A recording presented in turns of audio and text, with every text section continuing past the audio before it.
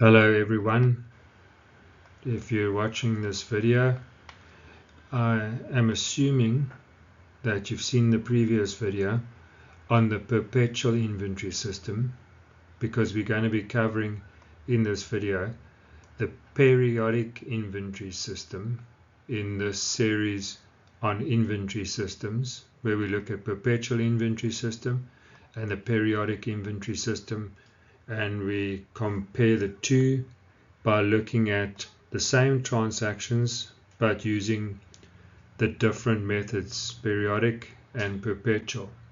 So you've already seen the perpetual inventory system transactions, and really what you're deciding on is whether you're going to calculate cost of sales or use the periodic inventory system or the perpetual. In this series on inventory systems, the two systems we are comparing by recording transactions in the general journal. So you've seen the perpetual inventory system already in the previous video. We are looking at the periodic inventory system recording transactions through the general journal. The money's still coming out of the ground. That's great. Right, we've discussed what is a trading concern. We know what profit is. There are different ways to calculate cost of sales in perpetual and periodic. Obviously, that will affect how we calculate the gross profit. What is inventory classified as? Remember, it was a current asset in the perpetual, and in the periodic, we're looking at a new account called purchases, and purchases account is an expense, treated as an expense. Who uses the perpetual and who uses the periodic? Generally speaking, large businesses that sell plenty of items use the periodic inventory system, and businesses, don't get confused, that sell small items, small amounts of items, will use the perpetual.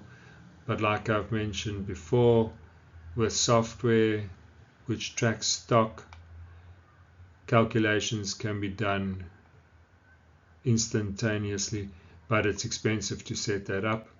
So if you don't have the capital to buy the software, you're going to have to choose between the periodic or the perpetual method. So who should use the periodic and who should use the perpetual method inventory system? It depends on your circumstances, but we're covering both the perpetual and the periodic. We've seen this table before in the previous video. We have done the perpetual inventory system in the previous video.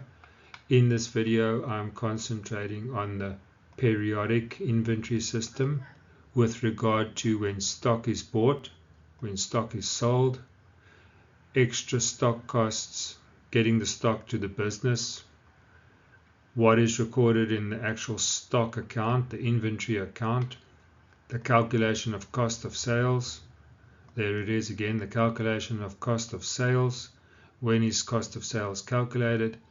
And in this video, I'm also going to look at the calculation of gross profit. Remember, we're using the periodic inventory system in this video. So stock is treated as an expense. Only the sale is recorded at the point of sale. I'm going to go through all these points in the video. This is just a little intro. Import duties, transport costs, they are recorded separately. Any stock movements during the period, the financial year, will go through a purchases account, which is treated as an expense.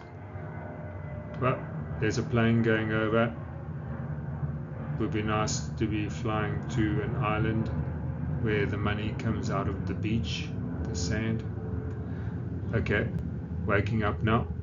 So purchases, that is used in the periodic inventory system, and cost of sales is calculated at the end of the period. There's a formula that we're going to learn. You're going to see how to calculate cost of sales using the periodic inventory system. Then also we must look out for sales returns. How do we calculate gross profit? Sales minus cost of sales. So there's a little introduction of what we're going to cover in this video. These are the transactions. If you've watched the previous video, I'm using exactly the same transactions, except now I'm recording these transactions using the periodic inventory system. I will work through each transaction.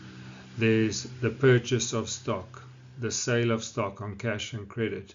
There's returning, there are payments made. The owner takes stock for his or her own use. There's a donation. So those are all the transactions we're going to cover through the general journal.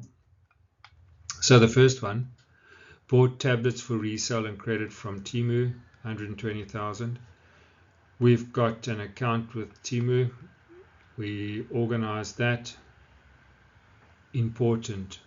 In the perpetual, you use the inventory account to record the purchase of stock. Now, in the periodic inventory system, we open up a new account called purchases. And this was bought on credit. So the account that is credited is accounts payable. Why was it credited? Because there was an increase in liabilities, and the rule says credit. Why was the account purchases debited? Remember, it's treated as an expense. The expense has increased and the rule says debit. This here is just steps to deal with any given transaction. Read the transaction, identify the accounts involved, classify the accounts and apply the rules. That's what you do. So there's inventory bought on credit.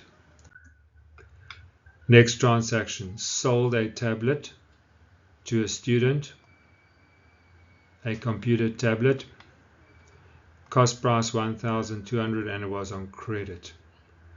Now this is lovely. Accounts receivable gets debited. Increase in assets. Accounts receivable records credit sales. This is another word for accounts receivable. Is debtors control another account that can be used? That there, a debtor is an asset, accounts receivable is an asset. Increase in assets, the rule says the account must be debited. And we made a sale, so sales gets credited. Why? An increase in income, the rule says the account must get credited. Now, very important, we made a sale and we do not make an entry as we did in perpetual for cost of sales and inventory. That part is done at a later stage using a formula. Important. The cost of sales is not calculated at the point of sale. So that was a credit sale. And that red pop-up just says no cost of sales for the moment. It's done at the end of the period. Next transaction, sold 2 tablets to twin students, 4,000, cost price 2,400. It was for cash. Debit bank, increase in assets, credit sales, increase in income, 4,000 and 4,000. Balance sheet account, nominal account. Those are the folios that are used for general ledger accounts. Real accounts, you might know it as, and nominal accounts, income and expense accounts. No cost of sales at the moment, only at the end of the period. So we did a credit sale and a cash sale. No cost of sales yet. Right, next one. the NMU student returned his faulty tablet for 2,000, cost price 1,200. We were able to restore this computer, so we can still sell it and use it for stock, but there was a return. What I'm doing there is I'm going to put up the original transaction, because what we need to do is we need to reverse the sale or cancel the sale, however you want to call it. So the original transaction was a tablet was sold to a student on credit. We debited accounts receivable and we credited sales. Now on the 12th, the student returns this tablet. So sales returns is debited and accounts receivable is credited to cancel the sale. So there we see originally accounts receivable was debited. Now to cancel that, accounts receivable gets credited, decrease in assets. I have mentioned before, now I'm using a sales returns account. Sometimes textbooks will debit the sales account.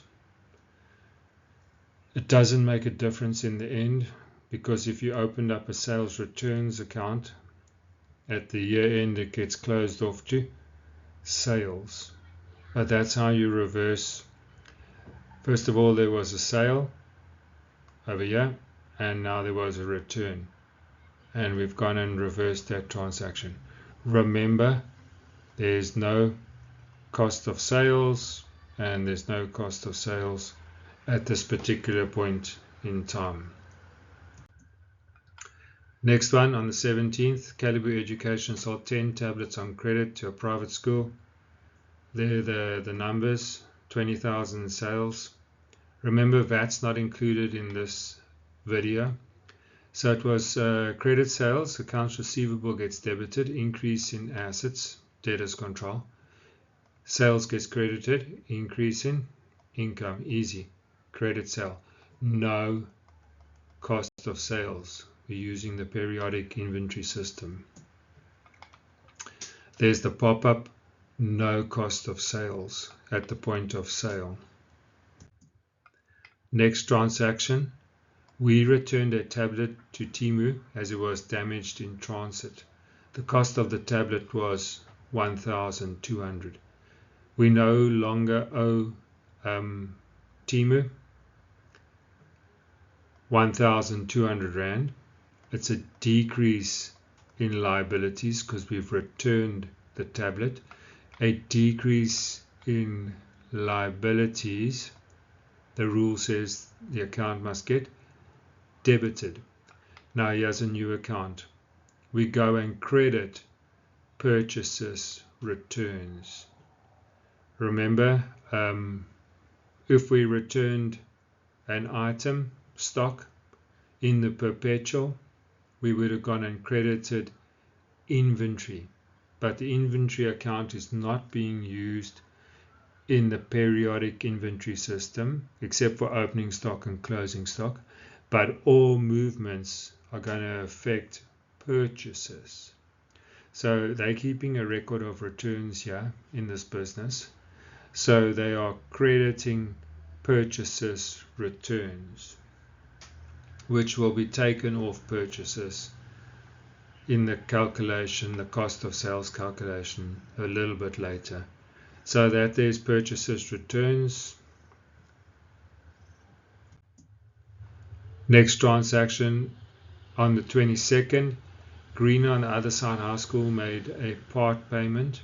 Remember, we sold to Greener on the Other Side High School.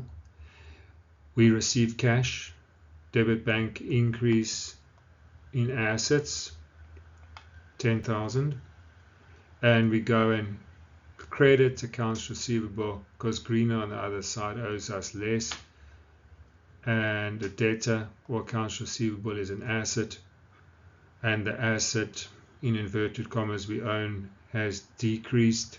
They owed us, now they owe us less, the debtor owes us less. Decrease in assets, accounts receivable, summarizes all your individual debtors. That's what the account is for. Decrease in what our debtors owe us, accounts receivable gets credited. Decrease in assets, 10,000 Rand.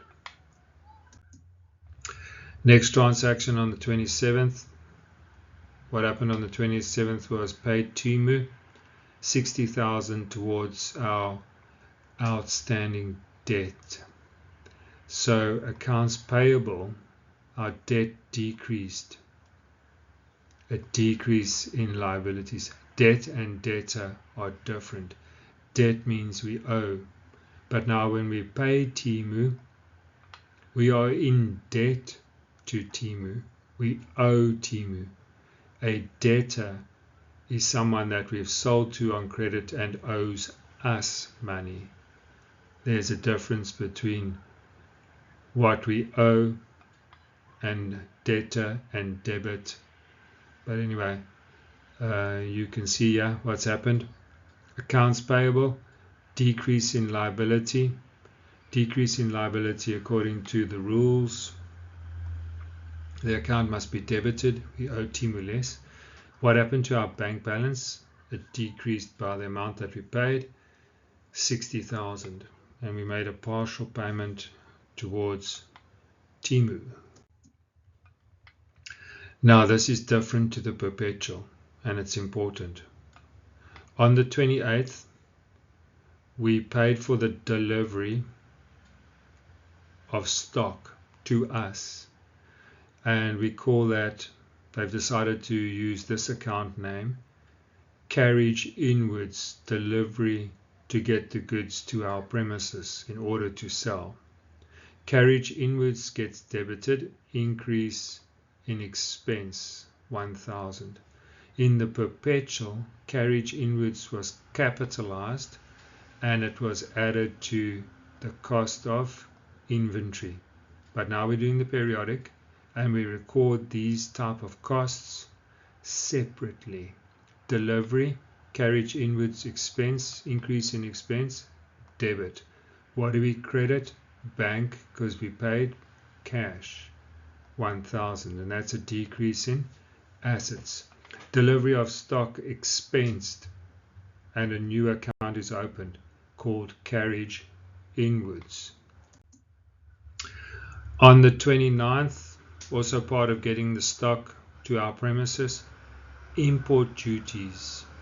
Now import duties, because we're using the periodic, gets recorded in its own account.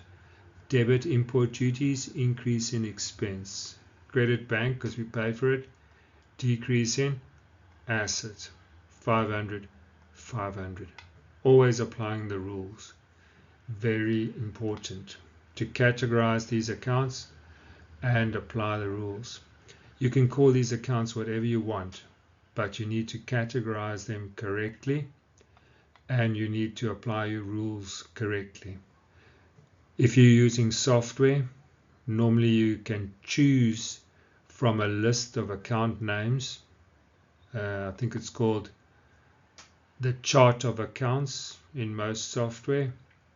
You can choose the names of your accounts and you obviously need to treat them accordingly. But in our textbook, import duties makes sense to call import duties. Debit import duties, credit bank 500, 500. Paid for import duties 500. In the perpetual inventory system, import duties would have been added to the cost of inventory. Right. Yeah, if only we were on the beach. Periodic calculation of cost of sales and gross profit. So now we've come to the end of the period in the periodic inventory system and we need to calculate cost of sales. Now yeah, this is what we look for on the trial balance, opening stock at the beginning of the year. So in the trading inventory account is opening stock. but all the movements go through the purchases account. All the stock movements go through the purchases account. And there's the 113467. There's sales returns. Be very careful. Railage outwards is not included because that is saying stock that is sold and delivered. We are concerned with the costs getting the stock to our business, which is carriage inwards. Carriage outwards is not used in the calculation of cost of sales because we are sending the goods to the person who has an account with us. We are concerned when we calculate cost of sales with opening stock, purchases, carriage inwards, customs duty, purchases returns, and we have to do a stock take at the end of the period, the end of the financial year, to count what is on the shelves, because this is the closing stock, and the closing stock is also used in the formula to calculate cost of sales. So I'm taking the numbers off this trial balance and I'm going to put them into the formula. There could be a mistake when I transfer these numbers to the next slide, you will see. But what is important is you need to see what is used, first of all, to calculate cost of sales, then to calculate gross profit. And gross profit, you all know, is sales minus cost of sales. But don't forget, if it is in the trial balance, when we're calculating the net sales figure, you must take off sales returns, take it off sales. And sales includes cash and credit. So if all these numbers were taken to my little calculation, my workings, what would happen in reality? All these accounts would be closed off to a cost of sales account. But for what we're studying at the moment, all we need to do is calculate the gross profit using the numbers. So we're doing it as workings. But normally all these accounts would get closed off to sales and cost of sales at the end of the financial year. But we will do that when we do financial statements, adjustments and financial statements. So let me clean this up, and if I correctly took the numbers from the trial balance, you will, I know, because you're more thorough and meticulous. There was opening stock that was given to us. We need to add purchases. This is the calculation of cost of sales using the periodic inventory system. We need to take off purchases returns. So you add purchases, less purchases returns. We add carriage inwards because that added to the cost. We add custom duties, and we check the closing balance, which would have been taken from the stock count. Opening stock given to us, it was over there. Add purchases, less purchases returns. Add all those costs in getting the stock to the business, to the premises, carriage inwards, custom duties, and we take off the closing stock. And that gives us cost of sales. But we're not finished yet because we need to calculate the gross profit. So now we have cost of sales, and gross profit is equal to net sales minus cost of sales. That just says be careful not to include the outward expenses like carriage outwards. Be careful, railage outwards. We want inwards.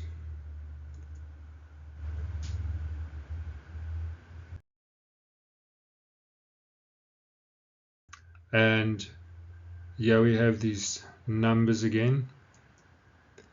And if I look at the gross profit here is sales. I'm taking off those sales returns. The number on the trial balance might be different, but I'm more concerned with you getting the formulas: sales less sales returns less the cost of sales, and the gross profit is 49,610.